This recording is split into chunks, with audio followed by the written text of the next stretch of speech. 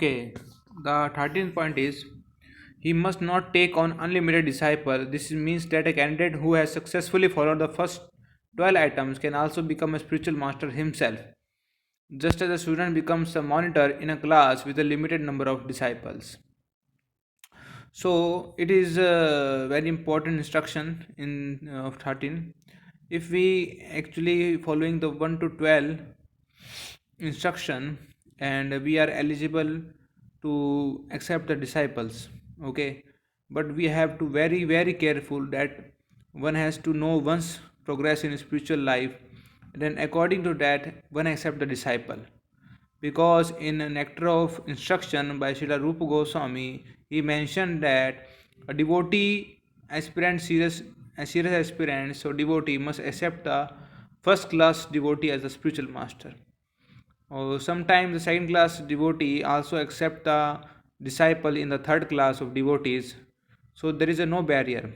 So this point should be considered very carefully with all using his intelligence and description. 18 and 14, he must not pose himself as a vastly learned man simply by quoting statements in books. He must have solid knowledge of the necessary books without superfluous knowledge in others. A regular and successful practice of the above 14 items will enable the candidate to maintain mental equilibrium even amidst great trials of material loss and gain. So, this is the test.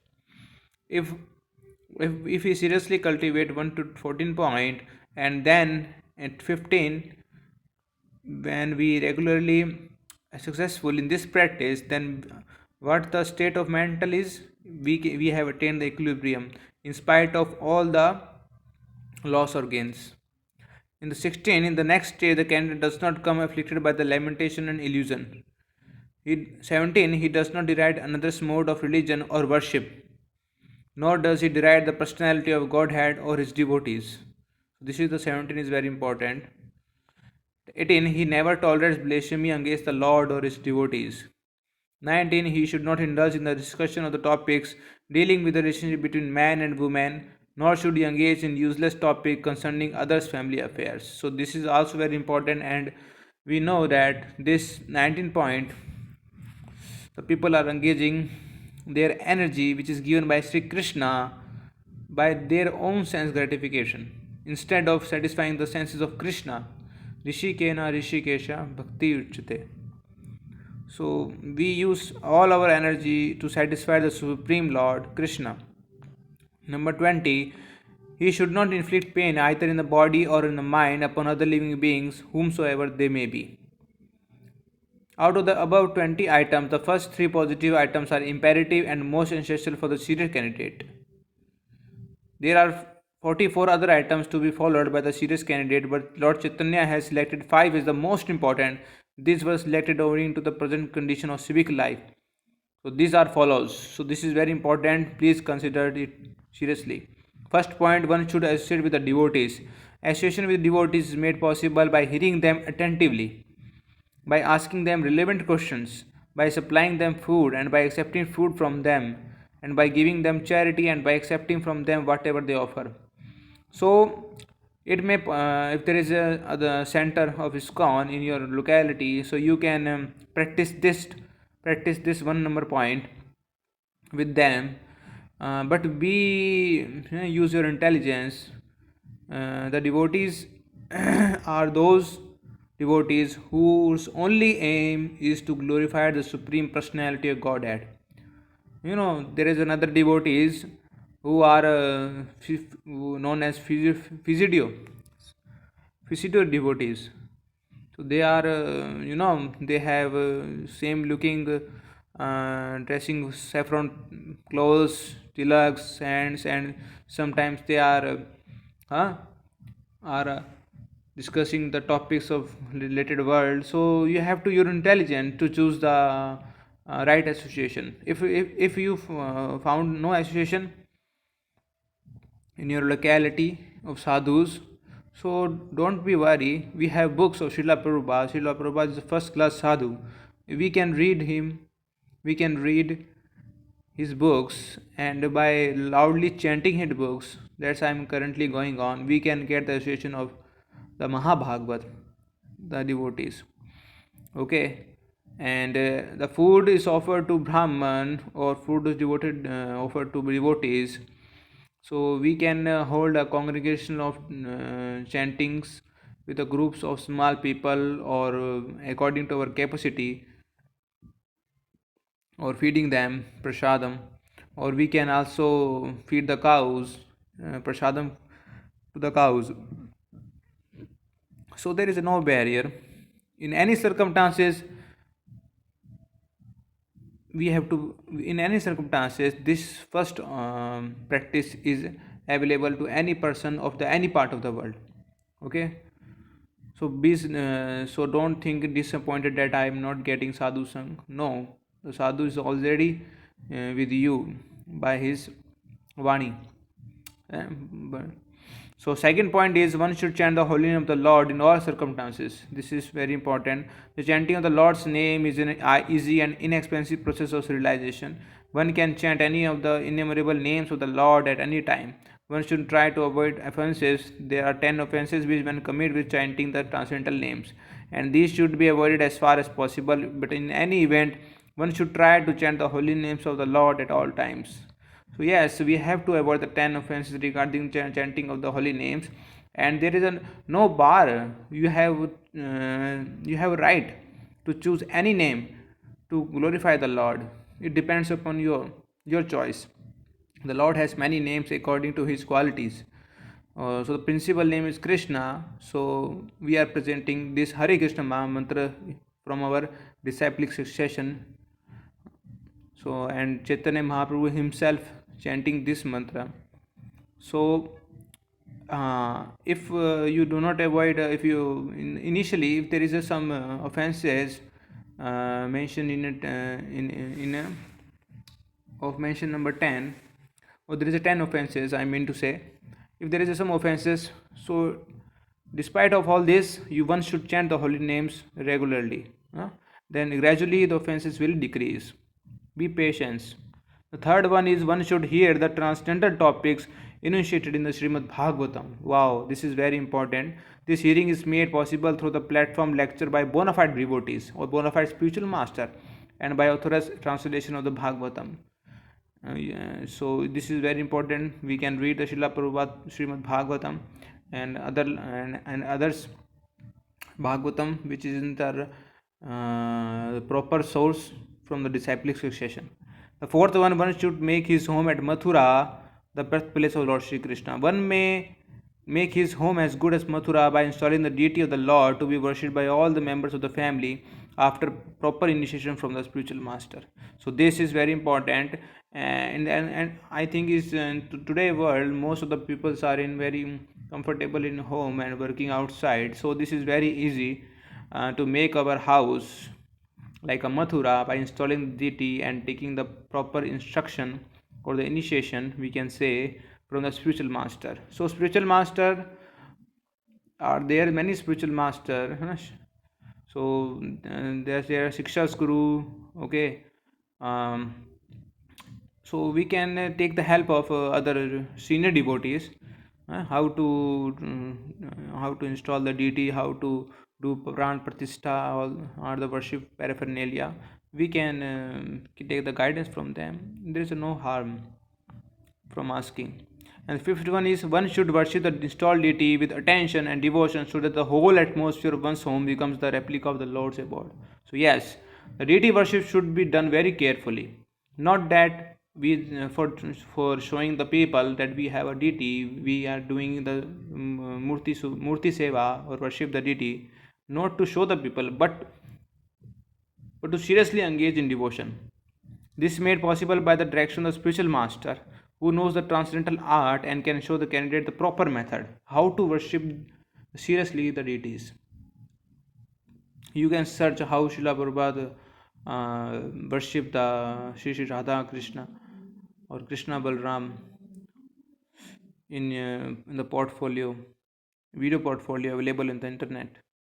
The above 5 items can be adopted by any man in any part of the world, thus, anyone can prepare himself for returning home back to Godhead by the simple method recognized by the authorized authorities such as the Lord Sri Chaitanya Mahaprabhu, who specifically advanted himself to deliver the fallen souls of this age. For further details on this subject, one should read literature like the Bhakti Rasmata Sindhu, of which we are presented in English summary study, entitled The Nectar of Devotion. The whole process of transferring oneself to the spiritual sky involves gradually liquidating the material composition of the gross and subtle coverings of the spirit soul. The above mentioned five items of devotion service are so spiritually powerful that their performance by a devotee, even the preliminary stage, can very quickly promote the sincere executor to the stage of bhav, the stage just prior to love of Godhead, or emotion on the spiritual plane, which is transcendental to mental and intellectual functions. A complete absorption in the bhav or love of Godhead makes one fit to be transferred to the spiritual sky just after leaving the material tabernacle. The perfection of love of God by a devotee actually situates on him a spiritual platform, even though he may still maintains a gross material body.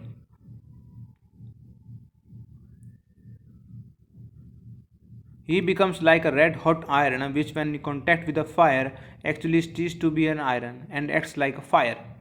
These things are made possible by the Lord's inscrutable and inconceivable potencies, energy, which material science has not the scope to calculate. One should therefore engage himself in devotional service with absolute faith.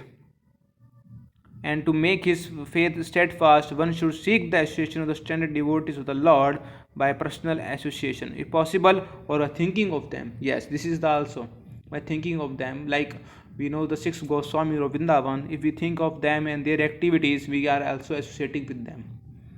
Okay, this is the association. Association means devotees get together and chant the glories of the Supreme Personality of Godhead, Sri Krishna, and glorify the Lord with a full attention, so that we can attach to the loving service of the Krishna. This association will help one develop actual devotional service to the Lord, which will cause all material misgiving to disappear like a flash of lightning. All these different stages of spiritual realization will be personally felt by the candidate, and this will create in him a firm belief that he is making positive progress on the way to the spiritual world. So this is like eating a sweet balls by himself, then taste it. Then he will become sincerely attached to the Lord is about. Such is the gradual process of evolving love of God, which is the prime necessity for the human form of life. There are instances in history of a great personality, including sages and kings, who attained perfection by this process. Some of them attained success even by adhering to one single item of devotional service with faith and perseverance. Yes, this is very important. With faith and perseverance, if we stick on only to one principle, then we attain the perfection, means the love of Godhead. Some of these personalities are listed below, so we have to consider this. First point, Emperor Parikshit attained the spiritual platform simply by hearing from such an authority as Sri Sukdev Goswami. Second, Sukdev Goswami attained the same simply by recitation verbatim of the transcendental message which he received from the great father Sri Vyasdev. Third point, Emperor Prahlad attained spiritual success by remembering the Lord constantly in pursuance of instruction given by Sri Narad Muni, the great saint and devotee. Fourth one, Lakshmi Ji, the goddess of fortune, attained success simply by sitting and serving the lotus feet of the Lord. Fifth, King Prithu attained success simply by worshipping the Lord. Sixth, Akrur, the charioteer, attained success simply by the chanting the prayers for the Lord. Seventh, Hanuman Mahavir, the famous non-human devotee of the Lord Sri Ramchandra, attained success simply by carrying out the order of the Lord. 8. Arjun, the great warrior, attained the same perfection simply by making friends with the Lord, who delivered the message of Bhagavad Gita to enlighten Arjuna and his followers. Ninth, Emperor Bali Maharaj attained success by surrendering everything to the Lord, including his personal body. These 9 standard modes of devotion service to the Lord, a candidate can choose to adopt any one, two, three, four, or all, however he likes. All the service rendered to the absolute truth are themselves absolute, with none of the quantity and quality will difference found on the material platform. On the spiritual platform, everything is identical with everything else. Although there is a transcendental variegateness,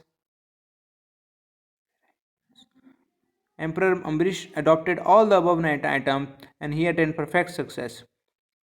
It was he who engaged his mind on the lotus feet of the Lord. His voice in describing the spiritual world,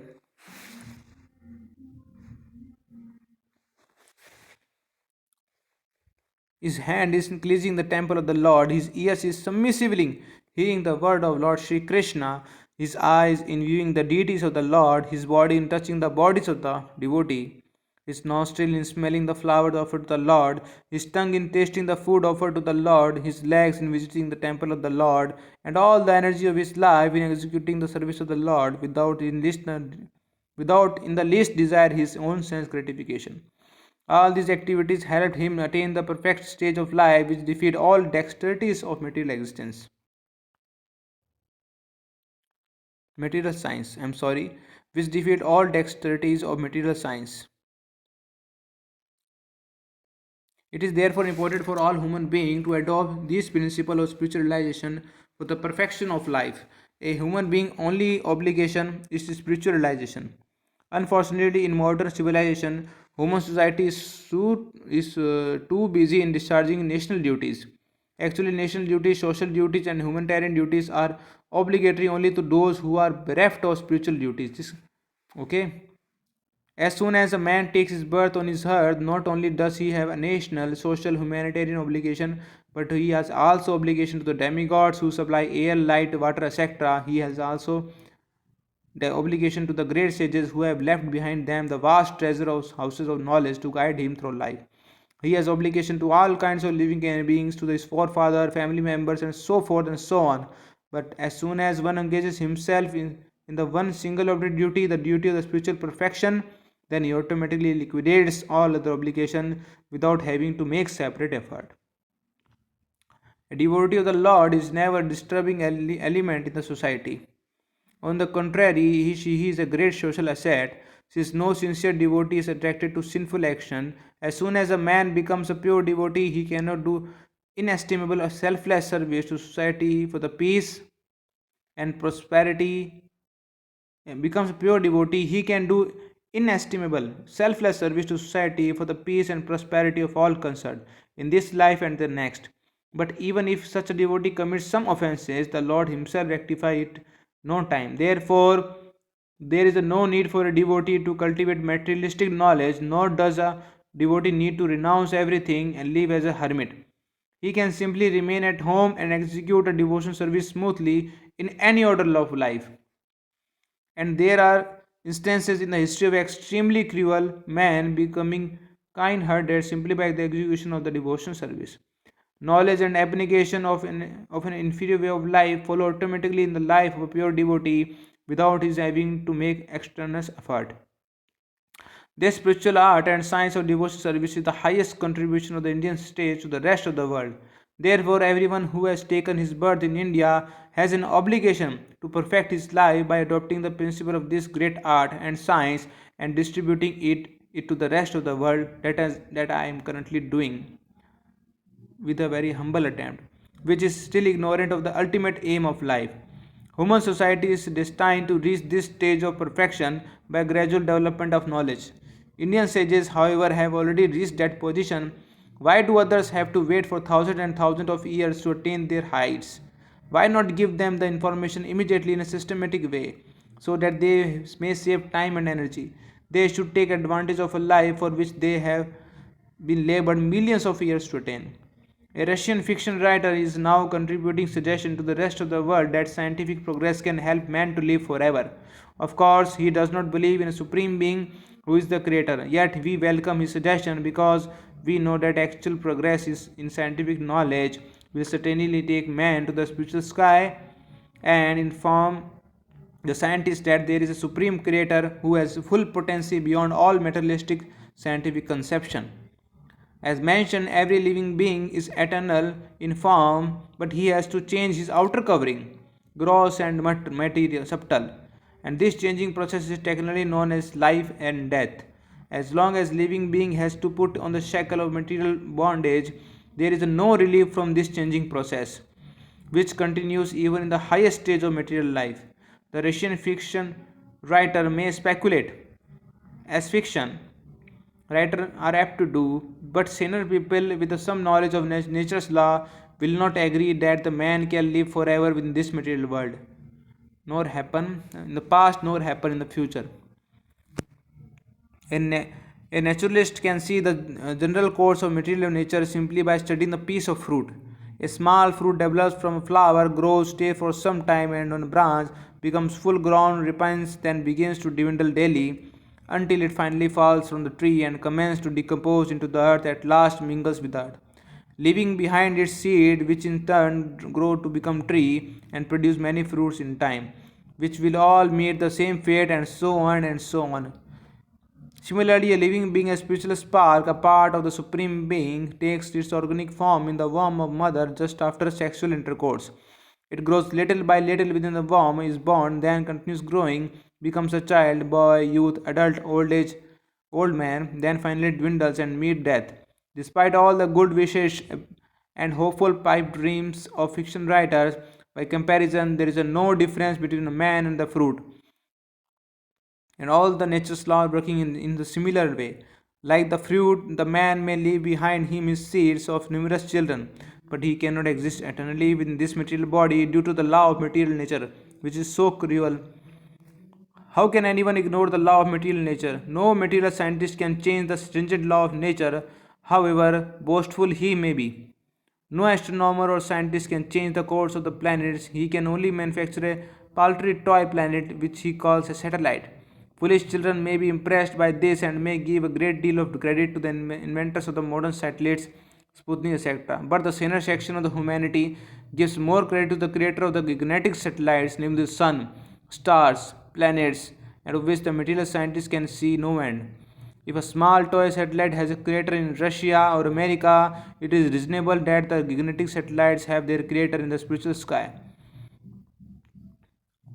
If a toy satellite requires so many scientific brains for its manufacture and orbiting, what kind of subtle and perfect brain created galaxies of stars and maintained them in their orbit? Thus far, the atheistic class have not been able to answer this.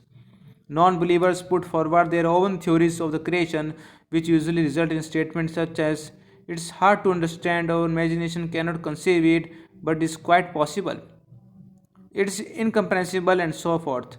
This only means that their information has no authority basis and is not backed by scientific data.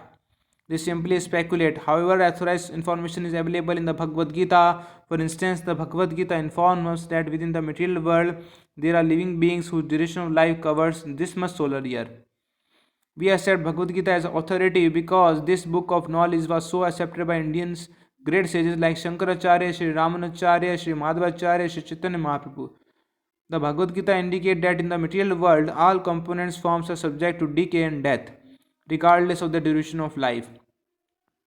Therefore, all material shapes are subjected to the law of change. Although potentially the material energy is conserved, potentially everything is eternal, but in the material world, matter takes shape, remains for some time, develops into maturity, grows old, begins to dwindle, at last disappear again. This is the case with all material objects.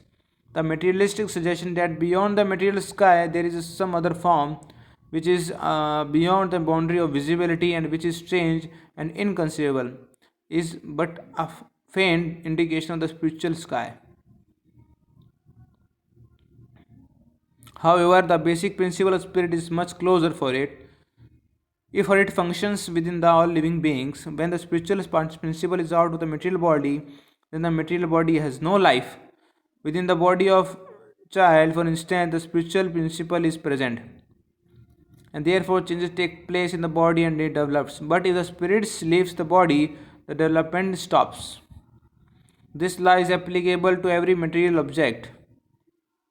Matter transforms from one shape to another when it's contact with the spirit. Without spirit, there is no transformation. The entire universe develops in that way. It emanates from the energy of the transcendence because of the spiritual force which is His, and it develops into gigantic forms like the sun, moon, earth, etc. There are 14 divisions of planetary system, and although they are all different in dimension and quality, the same principle of development holds true for all. The spiritual force is the creator, and by the spiritual principle only transformation, transition, and development take place.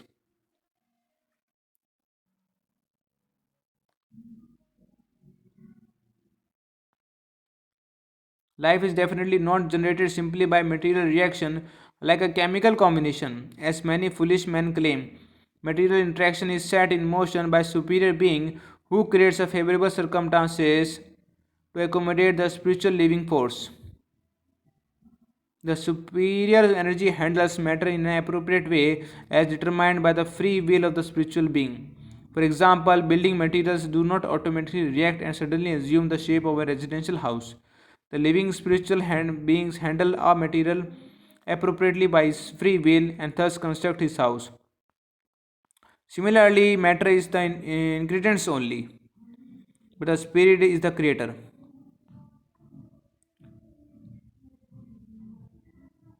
Only a man with a poor fund of knowledge avoids this conclusion. The creator may remain unseen in the background, but that does not mean that there is no creator. One should not be illusioned simply by the gigantic form of the material universe. Rather, one should learn to discern the existence of the supreme intelligence behind all these material manifestations. The supreme being, who is the supreme intelligence, is the ultimate creator, the all attractive personality of God as Sri Krishna.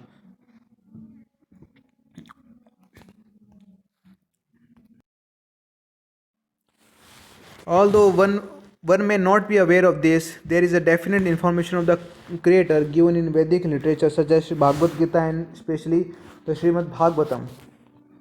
When a satellite is thrown into outer space, a child may not understand there is scientific brains behind it, but an intelligent adult realizes that scientific brains on earth are controlling the satellite.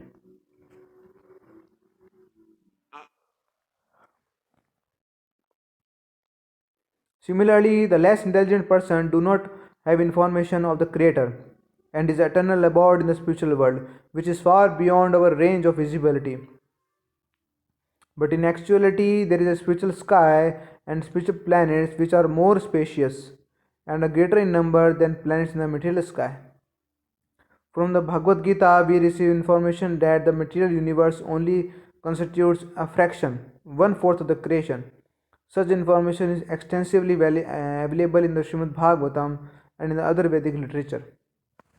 If the living energy can be generated in the scientist laboratory by the interaction of the certain physical and chemical combination, then why have not the boastful material scientists have been able to manufacture life?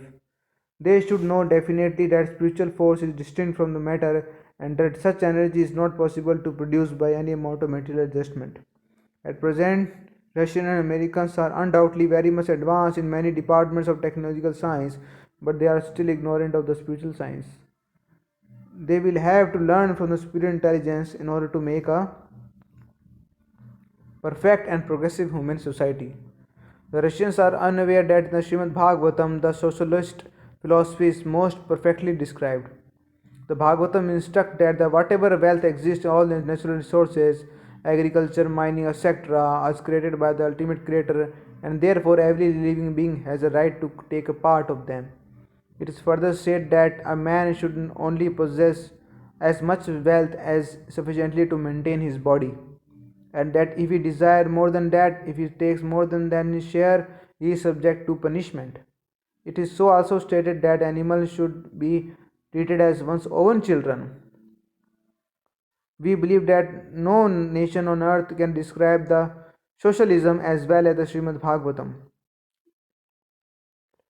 The living beings other than the human can be treated as brothers and children only when one has a full conception of the Creator and the actual constitution of the living being. Man desires to deathless is realized only in the spiritual world, as stated in the beginning of this essay. A desire for eternal life is a significant dormant spiritual life. The aim of human civilization should be targeted to that end. It is possible for every human being to transfer himself to that spiritual realm by the process of bhakti yoga, as described herein. It is a great science, and India has produced many scientific literature by which the perfection of life may be realized. Bhakti Yoga is the eternal religion of man at a time when material science predominates all subjects, including the tenets of religion. It would be unliving to see the principle of the eternal religion of a man from the viewpoint of the modern scientist.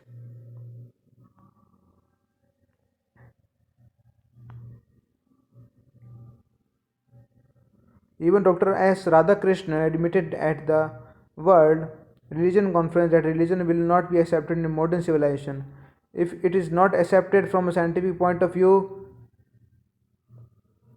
in reply, we are glad to announce to lovers of the truth that Bhakti Yoga is the eternal religion of the world and is intended for all living beings who are all eternally related with the Supreme Lord. Sripas Ramanujacharya defines the word Sanatan or eternal as that which has neither beginning nor end. When we speak of Sanatan Dharma, eternal religion, we take this definition for granted. That which has neither beginning nor end is unlike anything sectarian, which has limits and boundaries. In the light of modern science, it will be possible for us to see the Sanatan Dharma is the main occupation of all the people of the world, nay, of all living entities of the universe. Non Sanatan religious faith may have become a beginning in the annals of man, but there is no historical origin of the Sanatan Dharma because it is eternally remains with the living entities. When a man professes to belong to a particular faith, Hindu, Muslim, Christianity, Buddhist, or any other sect, when he refers to a particular time and circumstances of the birth, such designations are called non Sanatan Dharma. A Hindu may become a Muslim or a Muslim may become Hindu or Christian, but in all circumstances there is a one constant. In all circumstances he is rendering service to others. A Hindu, Muslim, Buddhist or Christianity is all in all circumstances a servant of someone. The particular type of faith professed is not Sanatan Dharma. Sanatan Dharma is the constant companion of the living being, the unifier of all religions. The Sanatan Dharma is the rendering of the service. In the Bhagavad Gita, there are several references to that which is Sanatana. Let us learn the importance of Sanatan Dharma from this authority.